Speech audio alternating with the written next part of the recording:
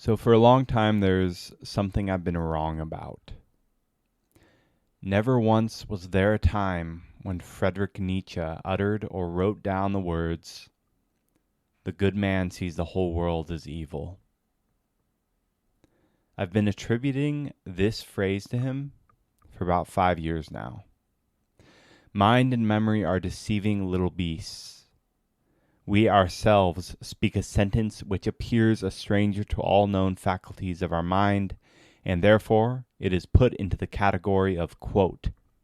Yet for a quote to exist in the quote realm of the mind, it must have an author, a speaker of such. Indeed, of all the people that I studied and all the books I've read, who could have said such a thing other than Friedrich Nietzsche? Or perhaps on some dreadful snowy night, I slid on the ice and crashed my car into a semi. The afterlife I now reside within is the exact same reality as the previous one, except it has a singular difference. Nietzsche never wrote down those words. Or perhaps my internet search didn't cut it. Maybe he did say the phrase, but the translation I read it in isn't searchable on the internet. To find out, I would essentially have to read through all my Nietzsche books until I find or do not find the phrase.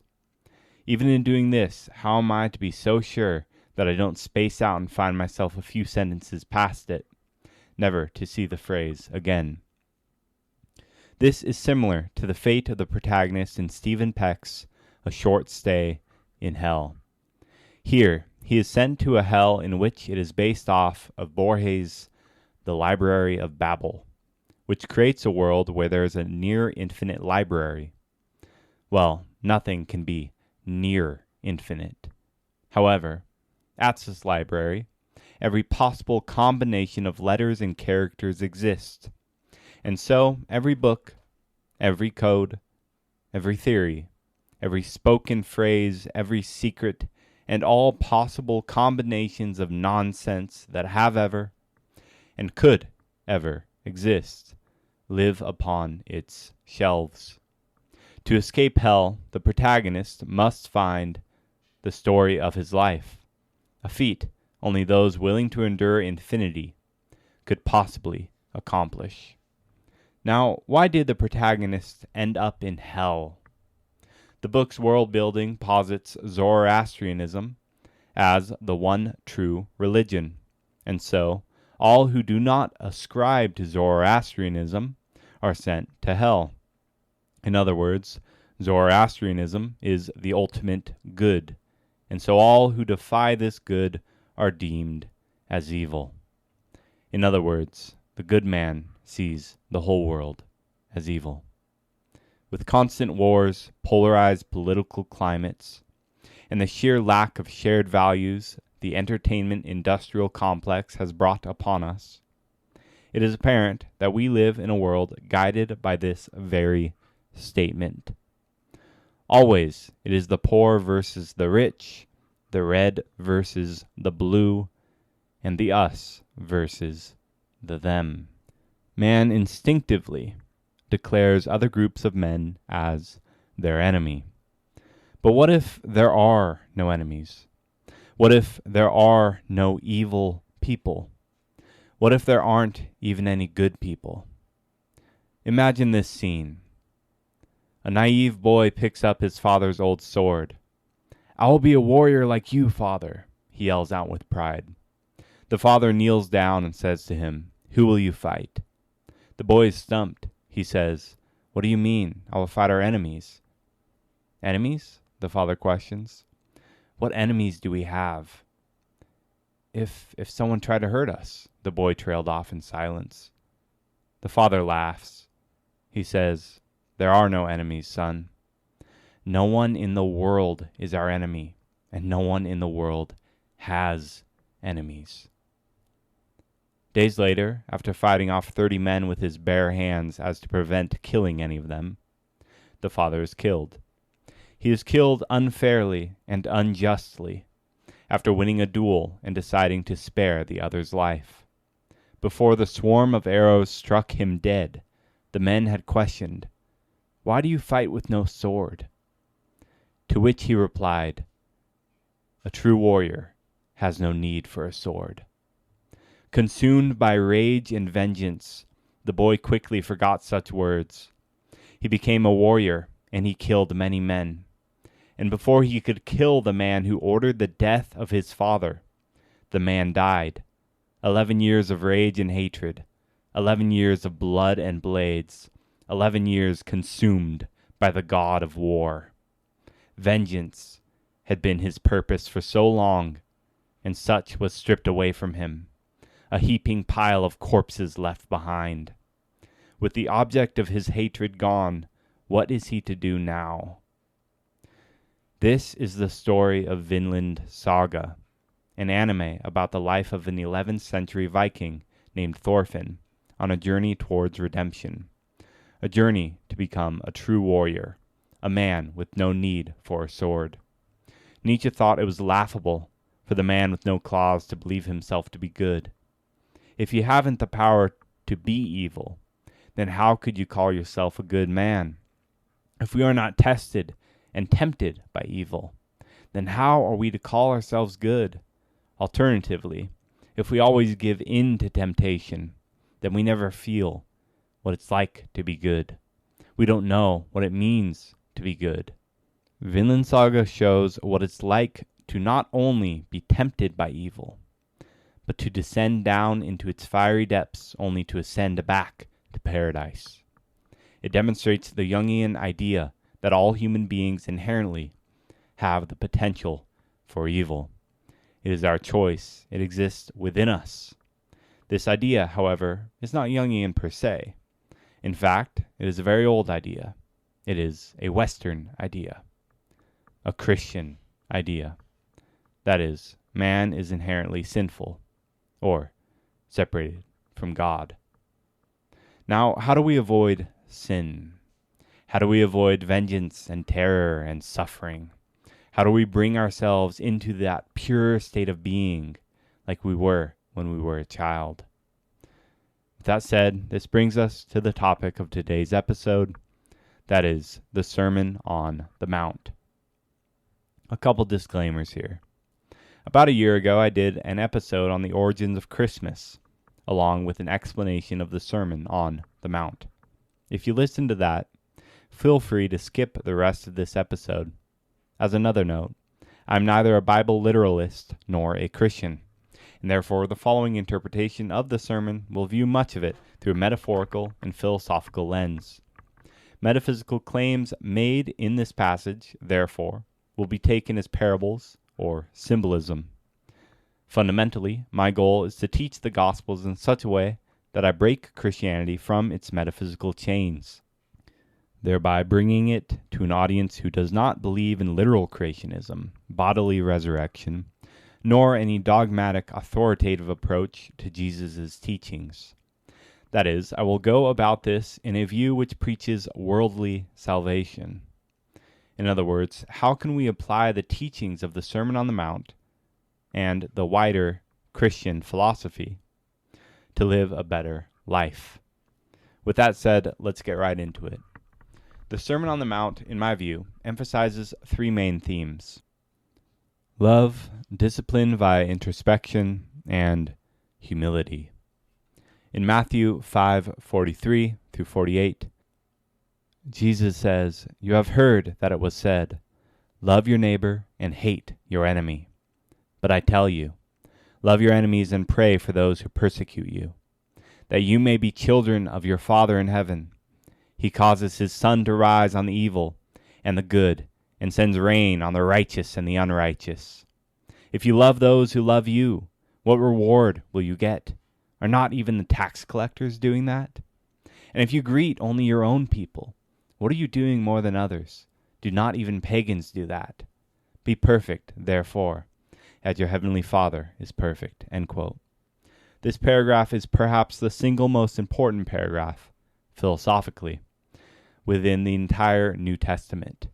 It lies at the bedrock of the Christian moral structure. To love one's enemy is how one can forgive them. Likewise, the paragraph tells one to act as God would act. That is, let your sun rise on the evil and the good. Though, I think it would be best to start from the beginning of the sermon. The sermon begins on chapter 5 of the Gospel of Matthew. Jesus begins his sermon with the Beatitudes. These are a series of blessings which can be interpreted as prophecies, prayers, or philosophical sayings. However, for the most part, I believe he is simply getting the crowd's attention. Whether prophetic or philosophical, he is giving them hope. He said, quote, "Blessed are the poor in spirit, for theirs is the kingdom of heaven. Blessed are those who mourn, for they will be comforted. Blessed are the meek, for they will inherit the earth. Blessed are those who hunger and thirst for righteousness, for they will be fulfilled. Blessed are the merciful, for they will be shown mercy. Blessed are the pure in heart, for they will see God. Blessed are the peacemakers, for they will be called children of God. Blessed are those who are persecuted because of righteousness, for theirs is the kingdom of heaven. Blessed are you when people insult you, persecute you, and falsely say all kinds of evil against you because of me. Rejoice and be glad, because great is your reward in heaven. For in the same way they persecuted the prophets who were before you." Again, he is gathering the crowd's attention by wishing them hope. He is appealing to the individuals in the crowd who are depressed, mournful, and powerless, by wishing them happiness, comfort, and power, respectively. I'm sure many of you have heard "the meek shall inherit the earth" quoted in pop culture. Now, I do think this is true from a philosophical point of view. After all, the meek consist of the herds, the working class, and the slaves. Most people find themselves in a position where they own little and work much. We inherit the earth, for it is us who populate most of it. Even Nietzsche would agree on this, though in the context of this speech, prophecy is not the purpose of saying this. He says it specifically to wish power and dominion over the earth to those who are meek, that is, powerless and owning nothing, not even themselves. He is giving them hope that their meekness shall end. In that way they shall inherit the earth, not through their meekness, but through their strength.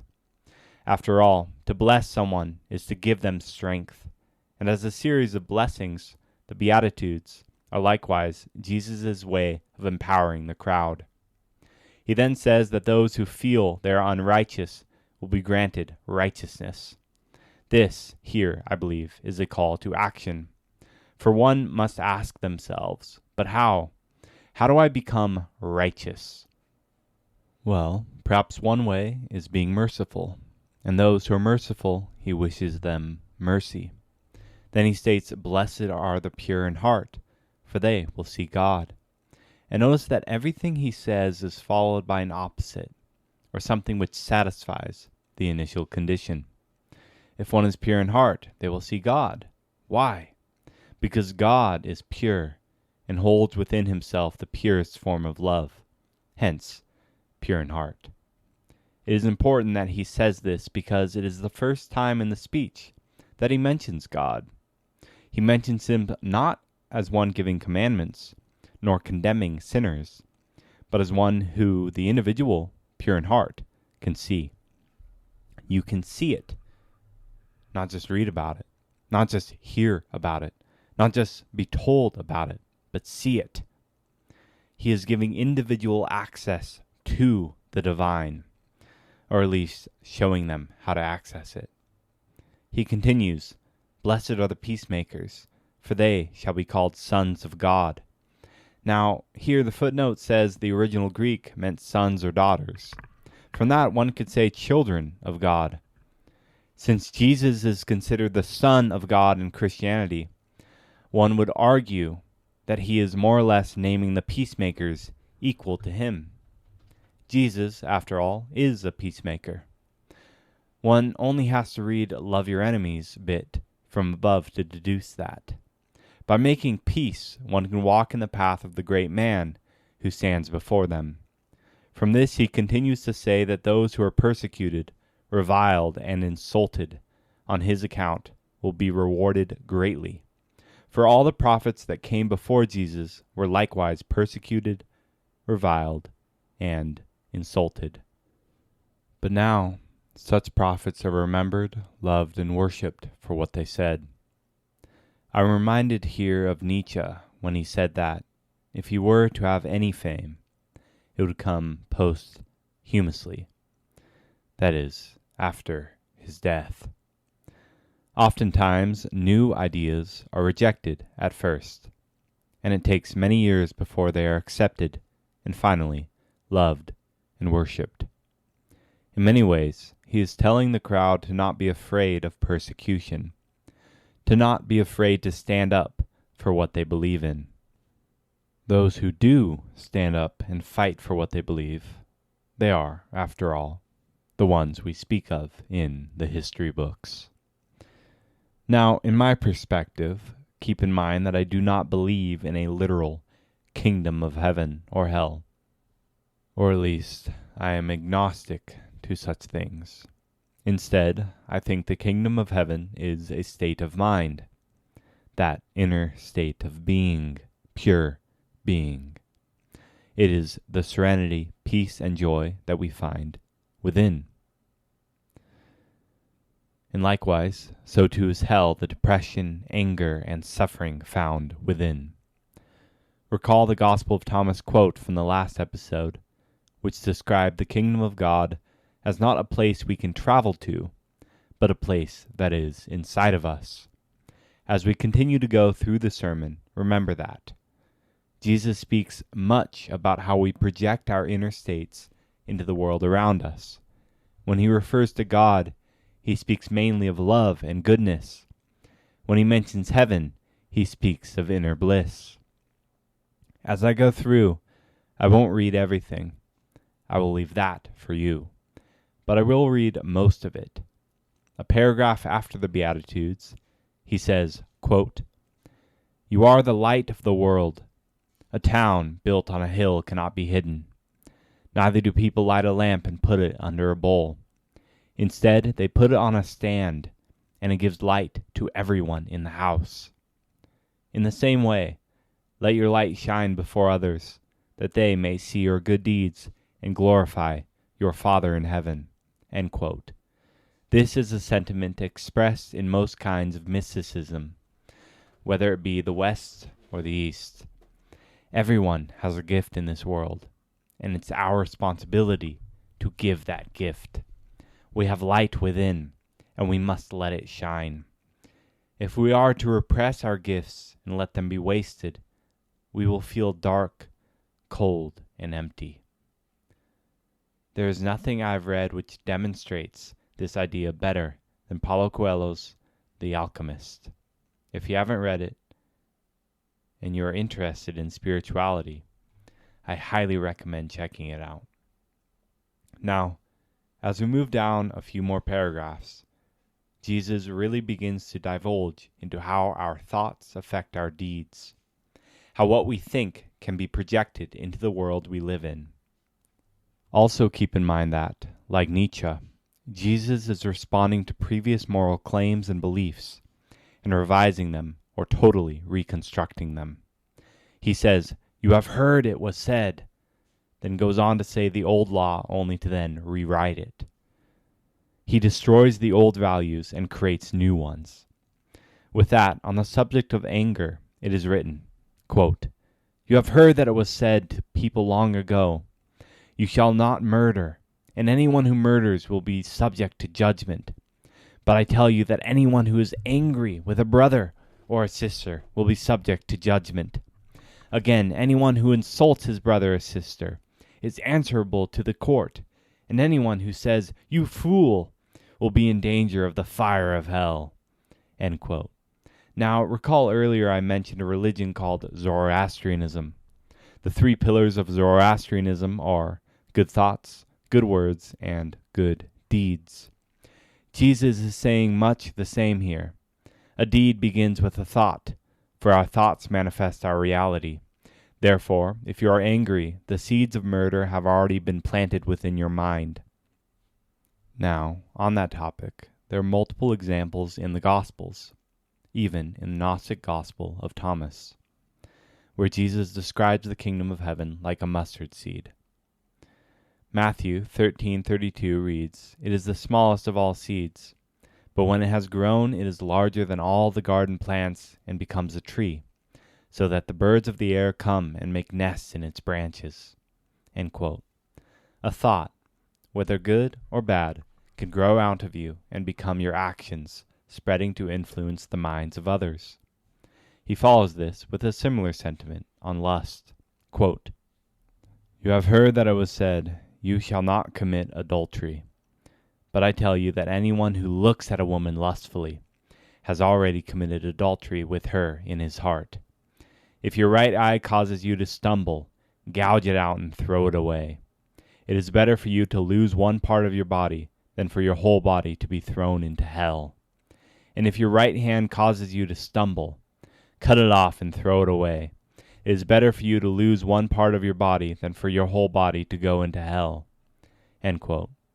Again, he's trying to nail it into the audience's heads that our thoughts manifest reality. If one thinks lustfully, they are bound to act lustfully. A bad thought leads to bad deeds, which he expresses as a metaphor to bad body parts. That is, deal with the problem at its source. While the Old Testament says to not commit adultery, Jesus is asking one to consider why they would even commit adultery in the first place. That is, because they have thought about it. They've committed adultery within their own minds, and that is the root of the issue. Here, I have to mention René Girard's "I saw Satan fall like lightning." Girard expresses this idea of mimetic desire being our fundamental human trait, and likewise it is the trait which stands at the root of all evil. He cites the 10th commandment, which reads, "You shall not covet your neighbor's house. You shall not covet your neighbor's wife, or his male servant, or his female servant, or his ox, or his donkey, or anything that is your neighbor's." Covet is a word which means desire. Now, mimetic desire is when one wants to have what another has. That is, precisely what the 10th commandment says not to do. When Jesus says that anger and lust already bring you into sin, it is a direct reference to the 10th commandment. As the writer of the 10 Commandments realized, after saying what actions one should not do, he has neglected to tell them how to not do them. It all starts with desire. This, likewise, is a very Buddhist idea, where desire is found to be at the root of all suffering. Jesus continues by speaking about divorce as an act of adultery. Indeed, if we are to separate ourselves from our lifelong partner, it means that we have already committed adultery in our minds. Faithfulness to one's spouse is to be kept in our minds, words, and deeds. Likewise, if we decide to divorce someone, there must have been a root cause present in the relationship itself to have led down such a path. Rather than facing these issues, we run from them. In Matthew 19:8, he says, "Because of your hardness of heart, Moses allowed you to divorce your wives. But from the beginning it was not so." End quote. For man and woman were combined as one flesh. If we can forgive our partner, love our partner as we love ourselves, then we can keep them with us. Yet, it is our hardness of heart which splits us apart. Following the topic of divorce, he moves on to oaths. This is fitting, since a marriage is an oath to be committed to each other. He says, quote, "Again, you have heard that it was said to the people long ago, 'Do not break your oath, but fulfill to the Lord the vows you have made.' But I tell you, do not swear an oath at all, either by heaven, for it is God's throne, or by the earth, for it is his footstool, or by Jerusalem, for it is the city of the great King. And do not swear by your head, for you cannot make even one hair white or black. All you need to say is simply yes or no.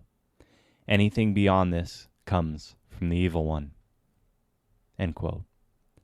Oftentimes we will do something bad and try to make some promise to fix it or to be a better person. We'll say, I swear to God I didn't do it.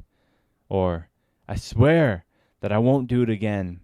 But just as we can't change who God is, or who the President of the United States is, or change our black hairs white, neither can we convince another person who we are, what we did or didn't do, or what we will or won't become or do. Rather than reassuring someone and giving some long, drawn-out explanation, we can simply say yes or no. The desire to explain ourselves comes from the selfish desire to be liked and to prove to the other person that we can be trusted. But rather than telling them you can be trusted, Jesus is saying to show them. Say yes or no, and follow through with that. Without action, words are meaningless. Now, what follows this is quite important. One of the first official sets of laws created in the West was Hammurabi's Code, which touted an eye for an eye, rob and you will be robbed, kill and you will be killed. Jesus defies this code with, you have heard that it was said, eye for eye and tooth for tooth. But I tell you, do not resist an evil person. If anyone slaps you on the right cheek, turn them the other cheek also. And if anyone wants to sue you and take your shirt, hand over your coat as well. If anyone forces you to go 1 mile, go with them 2 miles. Give to the one who asks you, and do not turn away from the one who wants to borrow from you. End quote. We see this lesson taught in many pop culture stories. In Harry Potter, for instance, Harry never uses the killing curse Avada Kedavra, and instead uses non-lethal spells. To defeat Voldemort, a man who has killed many people, he uses the disarming spell. That is, he strips away from Voldemort the very thing that allows him to kill. Likewise, in Aang, the Last Airbender, Aang is tasked with having to kill Fire Lord Ozai. However, no matter how many people tell him that killing Ozai is the only way to defeat him, he remains determined to find another way. As such, he learns a way to take Ozai's firebending away, thus stripping him of his power without killing him. Even Batman's single most important rule is to not kill, even when it comes to psychopaths like the Joker, who is willing to kill anyone. One should not fight evil with evil. After all, fighting fire with fire only makes a larger fire. To turn the other cheek is to take evil's power away. I'm reminded of what my friend Fletcher said in the episode on the Gospel of Thomas. That is, your means are your ends. What we do in order to achieve something will become what we achieve. If we wage war to create peace, we will only bring on more wars. If we commit evil acts for the greater good, we will only be creating a greater evil. Following this paragraph in the love your enemies bit I shared at the beginning, which I will skip over. At this point, we reach chapter 6. Between Matthew's 6:1 to 6:18, Jesus talks about the importance of goodness for the sake of goodness. In my opinion, it follows perfectly from the last section on not being evil towards evil, and instead loving your enemies. Again, the means are the ends. We create a peaceful world through peace. Matthew 6:1 through 6:4 read, quote, when you give to the needy, do not announce it with trumpets, as the hypocrites do in the synagogues and on the streets, to be honored by others. Truly, I tell you, they have received their reward in full. But when you give to the needy, do not let your left hand know what your right hand is doing, so that your giving may be in secret. Then your Father, who sees what is done in secret, will reward you. End quote. That is, if you do something nice for someone, you don't need to post it all over social media. If you do something good only to receive something in return, such as praise, did you really do a good thing? Or more so, did you do it for a good reason? After all, if your reasons, that is, your thoughts, are unjust, then doesn't it then follow that your actions are too? In the modern day, public relations have become the number one motto of capitalism. Not only do corporations have PR committees, but the individual itself is expected to have PR manifestations of themselves on social media platforms. It is just as Mark Fisher said in Capitalist Realism. Everything in the modern world has melted into PR. The only thing that matters is perception. And if perception is all that matters, then what you actually do slowly becomes meaningless. As such, Jesus is telling us to be humble in what we do for others. The only person that needs to know what we did is ourselves. He says the same thing about fasting between 6:16 and 6:18. Quote, "When you fast, do not look somber as the hypocrites do, for they disfigure their faces to show others they are fasting. Truly, I tell you, they have received their reward in full. But when you fast, put oil on your head and wash your face, so that it will not be obvious to others that you are fasting, but only to your Father who is unseen. And your Father who sees what is done in secret will reward you." End quote. Again, the only person that needs to know you are fasting is you. Jesus is telling the audience that they themselves have a personal relationship with God, with love, goodness, and the highest ideal imaginable. And so do not force others to feel bad for you when you fast. Don't do it for attention. Don't wish that others put pity on you. Merely do it, and the rewards will come in secret. After all, how many times have you heard someone complain about how they quit smoking or drinking or eating unhealthy? How many times have you heard someone go on and on about how they used to be an addict? How many times have you yourself quit a vice, then went on campaigning about how hard it was? I've done it. I've done all those things. We don't need to show others that we are strong. We don't need to prove it to anyone other than ourselves. Now, before this segment on fasting, Jesus talks about prayer from Matthew 6:5 through 6:15. More or less, he says the same thing. One does not need to pray in public, shouting about their love of God and all their virtue. They don't need to tell everyone how often they go to church. They don't need to put a Jesus fish bumper sticker on their car. Again, one is a good person through action. One shows their belief in God through their belief alone, not by telling people about their belief. That is, he says to pray because you truly believe, not because you want to be seen believing. Pray so that God can see you pray, not so man can. He speaks the following prayer. Quote, "Our Father in heaven, hallowed be your name. Your kingdom come, your will be done, on earth as it is in heaven. Give us today our daily bread, and forgive us our debts, as we also have forgiven our debtors. And lead us not into temptation, but deliver us from the evil one." End quote. Simply put, the prayer acknowledges and accepts the will of God as it is, asks only to be fed, asks for forgiveness on the condition that they themselves forgive, and finally asks for the wisdom to be righteous. It is simple and straightforward, asking only for life and righteousness and accepting the world the way it is. We follow this with, quote, "For if you forgive other people when they sin against you, your heavenly Father will also forgive you. But if you do not forgive others their sins, your Father will not forgive your sins." End quote. Now, part of this appears karmatic, although I also have to wonder, if we are to believe the Gospel of Thomas truly came from Jesus, then I think he is speaking of projections here. If we forgive the world, we are free to forgive ourselves, and vice versa. But it is more important that we know that we forgive than it is for others to know it. We might say, "I forgive you," but it might be a lie. True forgiveness starts within. If we cannot forgive, how can we be expected to be forgiven? From this, he further speaks of one's inner state.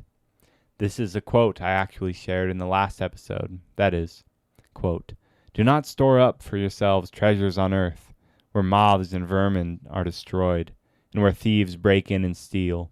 But store up for yourselves treasures in heaven, where moths and vermin do not destroy, and where thieves do not break in and steal. For where your treasure is, there your heart will be also." End quote. He's being anti-materialistic here. By heaven, he means the mind. Indeed, isn't the mind at the top of the body? Store treasures in your mind, for that cannot be robbed. A man might spend his life building an empire. Let's say he succeeds and conquers the entire world. Everything in the world is now his.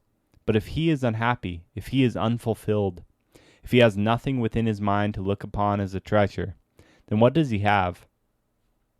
When the next conqueror comes along and takes everything away from him, what is he left with? We can have everything in the whole world, but even the whole world can be taken away. What can't be taken away is our spirit. The treasures of the mind are protected by a lock that only we have access to. Jesus continues with, quote, "The light is the lamp of the body. If your eyes are healthy, your whole body will be full of light. But if your eyes are unhealthy, your whole body will be full of darkness. If then the light within you is darkness, how great is that darkness? No one can serve two masters. Either you will hate the one and love the other, or you will be devoted to the one and despise the other.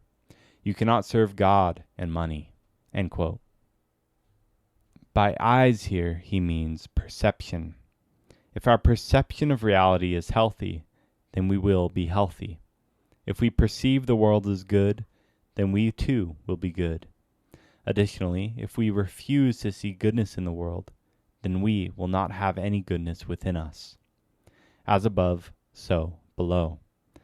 This is, of course, followed by yet another anti-materialistic point. You cannot serve both God and money. Serve one thing. Better it is to serve love and the ultimate good than it is to serve anything else. If we serve goodness and righteousness, then we will act out of goodness and righteousness. If we serve money, then we will do things only out of greed. But again, it comes down to perception. If we see the world in terms of money, then we will be greedy. If we see the world in terms of hatred, then we will be hateful. But if we see the world in terms of love, then we will be loving. What he says next really is extremely relevant in the modern world. Constantly, we are worried about things. Our calendars are filled out until next year with plan after plan. We worry about every moment, day, week, and month. We worry about every person we see and everything we do and say. He speaks the following, quote, "Therefore I tell you, do not worry about your life, what you will eat or drink, or about your body, what you will wear. Is not life more than food, and the body more than clothes? Look at the birds of the air. They do not sow or reap or store away in barns, and yet your heavenly Father feeds them. Are you not much more valuable than they? Can any one of you, by worrying, add a single hour to your life? And why do you worry about clothes? See how the flowers of the field grow? They do not labor or spin. Yet I tell you that not even Solomon, in all his splendor, was dressed like one of these.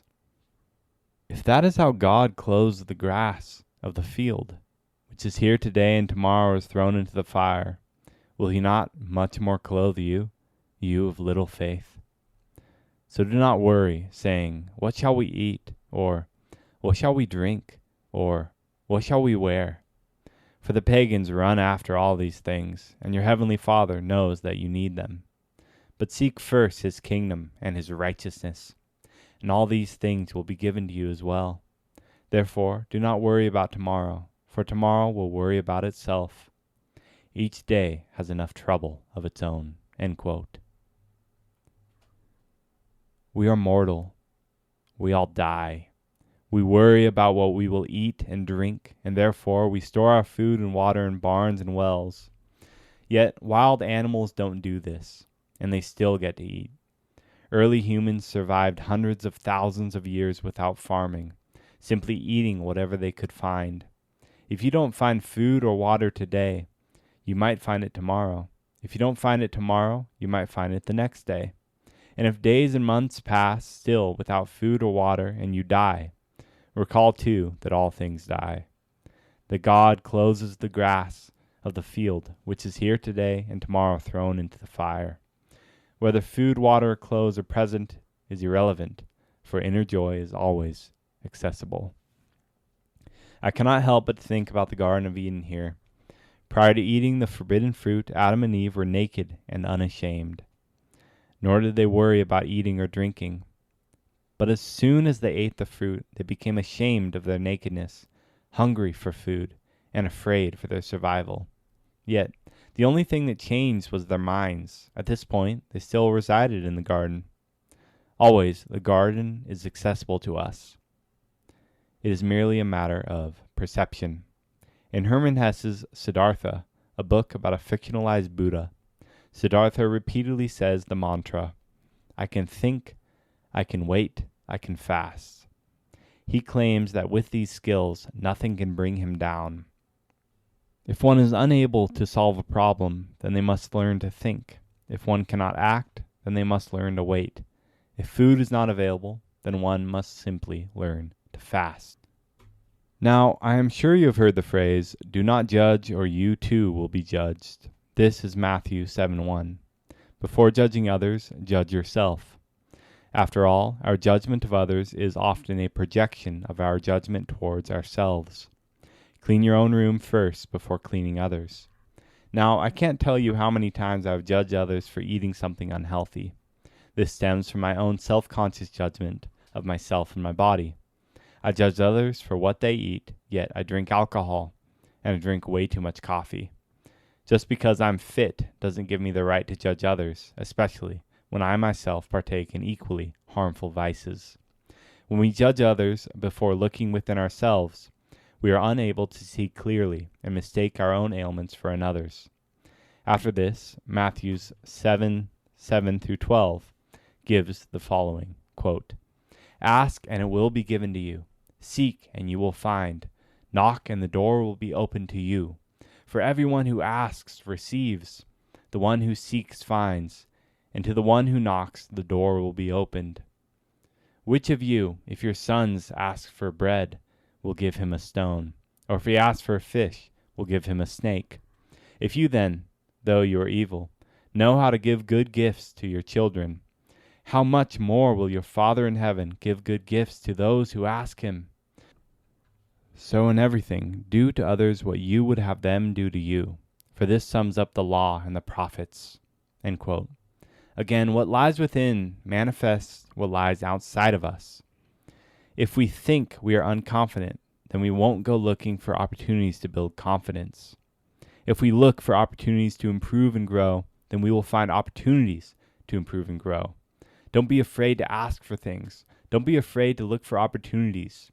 Thoughts manifest reality, and we make our own realities come to life through our thoughts, words, and deeds. Also, I think it is important that he says, "How much more will your Father in heaven give good gifts to those who ask him?" And he compares it to the individual giving good gifts to their children. He reinstills the sense of acting as God would act, acting as Jesus would act. The remainder of the sermon, he continues to instill the sentiment that action speaks louder than words. This path of taking action towards goodness is a narrow one, but a necessary path towards righteousness. Quote, "Enter through the narrow gate, for wide is the gate and broad is the road that leads to destruction, and many enter through it. But small is the gate and narrow the road that leads to life, and only a few find it." End quote. One can say that they follow Jesus and God, but if they do not act as such, then their words mean nothing. Their life is built on a foundation made of sand that can be stripped away at any moment. Quote, "Therefore, everyone who hears these words of mine and puts them into practice is like a wise man who built his house on a rock. The rain came down, the streams rose, and the winds blew and beat against the house. Yet it did not fall because it has its foundation on the rock. But everyone who hears these words of mine and does not put them into practice is like a foolish man who built his house on sand. The rain came down, the steams arose, and the wind blew and beat against that house, and it fell with a great crash. End quote. All right, there you have it, the Sermon on the Mount. Next time we will make our way through the remainder of Matthew, perhaps splitting it into 2 parts. Thank you for listening.